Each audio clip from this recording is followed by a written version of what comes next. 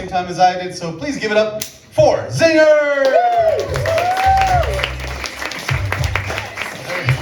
Hard to see a black guy,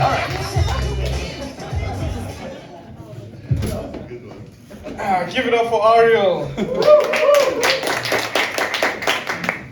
So I have a friend of mine who does humanitarian aid, which is awkward as an African, because when I was growing up, I didn't see him. But I know based on his personality alone, this guy would not have been able to do a regular job.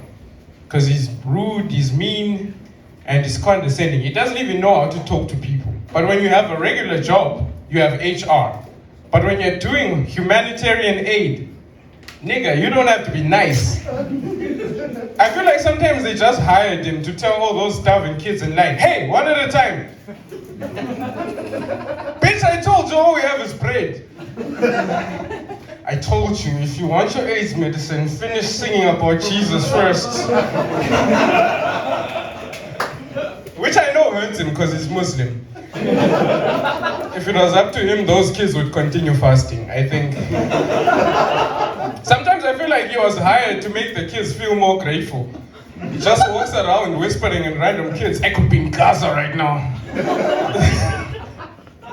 But no, I think I'm from Zimbabwe, so like Zimbabwe at some point was considered the breadbasket of Africa, of Southern Africa. But in 2008 there was no food.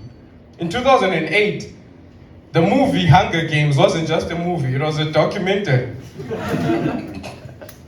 Instead of catching fire, we were making fire. It was tough.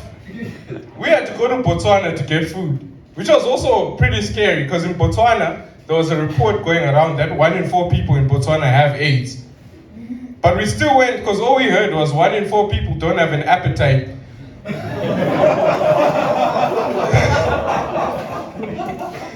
We went to Botswana, we had to put our car through this mat which had vaccination for cow disease. We had to put our shoes on it as well because they were vaccinating against cow's disease because they had a big outbreak in their country and they're trying to save all their cows. And I thought to myself, that's cool. But what about the AIDS? That's your biggest concern, making sure everyone at the funeral is well fed? Okay, that one was okay. I feel like Africans and Eastern Europeans have so much in common. Hunger and Jesus Christ. But you know, the media gets in the way of that, you know? Because I know in this part of the world, you guys had genocides that were based on starving people to death. But luckily for you guys are white. The media doesn't report it as hunger. Because the beauty standard in Europe is being skinny. I'm being for real. I feel like if you saw a bunch of hungry African kids, your first thought is, oh my God, we need to help these kids. Let's send them aid. They need help and democracy. But if you saw a bunch of starving white kids, you think, kind of hard. Do you want to model for H&M? Do you want to travel the world and teach Americans how to diet? Yeah, that was a stretch. That was too much. Maybe that was too much. Speaking of H&M, I don't know. You guys remember a few years ago, H&M had a controversy going around? What happened was they hired this black kid to do some modeling for them, and they gave him a hoodie that had the caption, coolest monkey in the jungle. Poor H&M, they had to apologize, they had to stop making the hoodie, they even changed their name. Allegedly, now H&M stands for hate monkeys, which I think sounds worse, because they never clarified who they considered monkeys in the first place.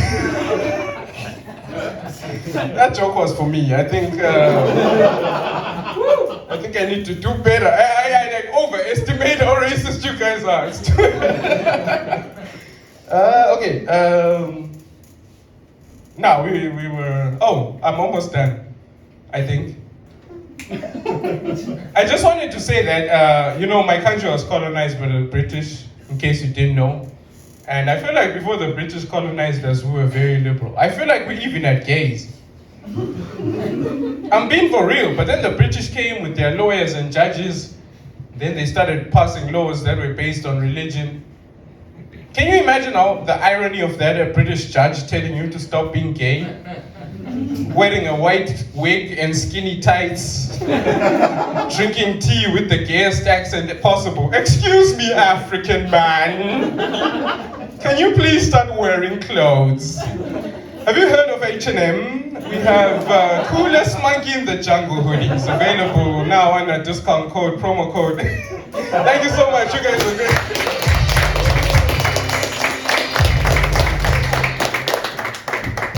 Ladies and gentlemen, that was the one and only Zinger, and now we have one last comedian before the show is over. No. Yes, I'm